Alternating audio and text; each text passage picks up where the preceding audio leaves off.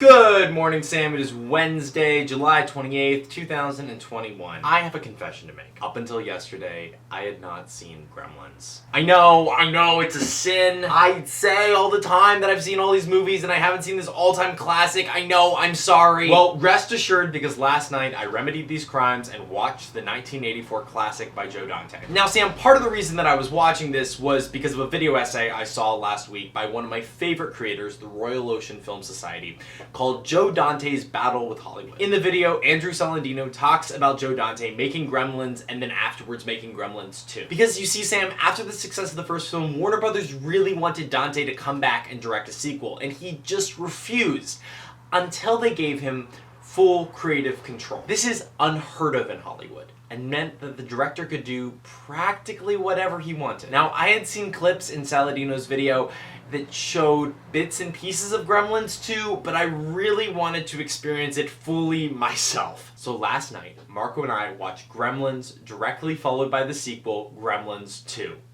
We were not disappointed. The first film is just sort of your run-of-the-mill, small-town monster movie. Nothing to write home about, pretty good, but that's about it.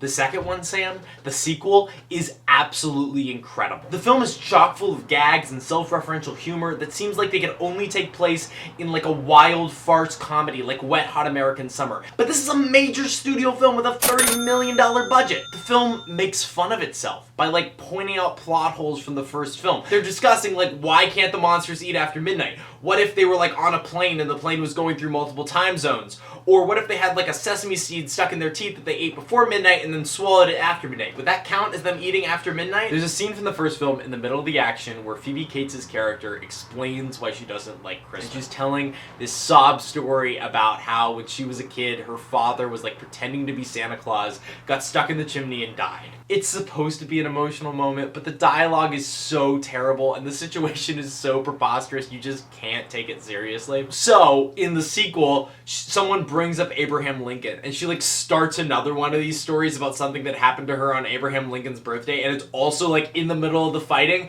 but this time they just like whisk her away and go, hey, we don't have time for this right now. It's brilliant! Sam, this movie is absolutely insane. There's a rogue gremlin that like drinks some of Christopher Lee's brain potion and then instantly materializes glasses and starts talking like Tony Randall.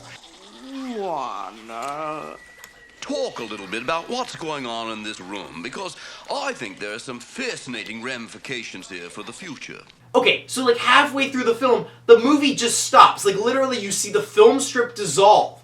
And then you're outside of the movie, and you're in a movie theater, and then Hulk Hogan has to stand up in the crowd in the movie theater and yell at the gremlins in the booth to put the movie back on. What? What? If I were you, I'd run the rest of Gremlins 2 right now. It is beyond absurd and ends with a giant musical number, because why not? What have I learned from this film? I have learned that movies can be wild and just not take themselves seriously and still be awesome. In a world that is absolutely obsessed with picking out every single plot hole and making sure that everything in the story is absolutely logically consistent, Gremlins 2 just kind of shrugs and throws up its hands, because who cares? It's a movie! It's a movie! I didn't realize I was going to get so passionate about this. This film is awesome. If you haven't had a chance to see it, please do so. It is an absolute joy.